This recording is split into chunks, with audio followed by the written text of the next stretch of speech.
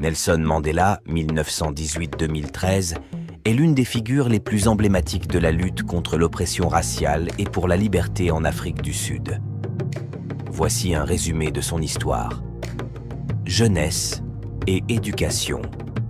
Nelson Rolihlahla Mandela est né le 18 juillet 1918 dans le village de Mvezo, au Transkei, Afrique du Sud. Issu de la tribu Tembu, il reçoit une éducation traditionnelle avant d'intégrer des écoles missionnaires où il adopte le prénom Nelson, donné par l'un de SS enseignants. Mandela étudie ensuite le droit à l'université de Fort Hare, puis à l'université de Witwatersrand, où il devient l'un des rares étudiants noirs. Engagement politique. Dans les années 40, Mandela rejoint le Congrès national africain, ANC, un mouvement qui lutte contre la ségrégation raciale instaurée par le régime colonial, puis l'apartheid, mis en place en 1948. Il cofonde en 1944 la Ligue de jeunesse de l'ANC, prônant une résistance active contre le racisme institutionnalisé. En 1952, il participe à la campagne de défiance, un mouvement non violent contre les lois injustes de l'apartheid. Mandela devient avocat et ouvre, avec Oliver Tambo, le premier cabinet juridique dirigé par des Noirs en Afrique du Sud. Lutte armée et emprisonnement. Face à la répression croissante et l'interdiction de l'ANC, Mandela cofonde en 1961 la branche armée de l'ANC, Umkhonto we Sizwe, la lance de la nation. Il organise des sabotages contre des infrastructures symboliques du régime. En 1962, il est arrêté et condamné à 5 ans de prison pour incitation à la grève et sortie illégale du pays.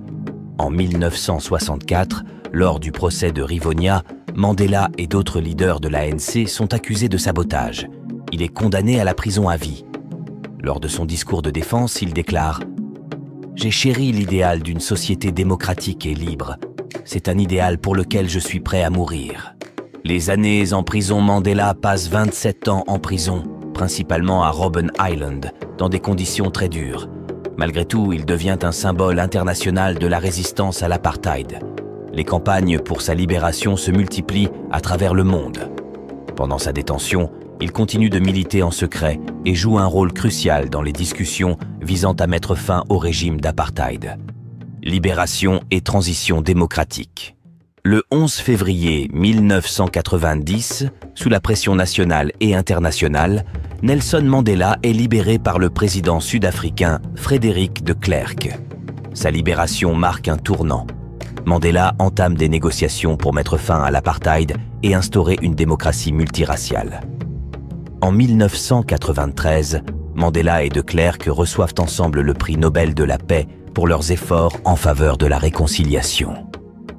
Présidence et réconciliation.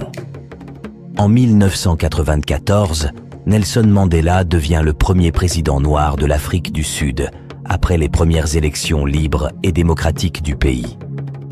Pendant son mandat, 1994-1999, il œuvre pour l'unité nationale, mettant en place la commission Vérité et Réconciliation pour traiter les crimes de l'apartheid sans revanche. Mandela adopte un style de leadership inclusif, prônant la paix et le pardon malgré les décennies d'oppression subies par les Noirs sud-africains. Vie après la présidence. Après son mandat, Mandela se retire de la politique active mais reste une figure influente. Il crée plusieurs organisations dont la fondation Nelson Mandela pour promouvoir les droits humains, l'éducation et la lutte contre le VIH-Sida. Héritage, Nelson Mandela est décédé le 5 décembre 2013 à l'âge de 95 ans. Son héritage repose sur son combat pour la liberté, la justice et la réconciliation. On se souvient de lui comme Madiba, son nom de clan, ou comme le père de la nation sud-africaine. Il reste une source d'inspiration mondiale pour son courage, son humanité et sa détermination à construire un monde meilleur.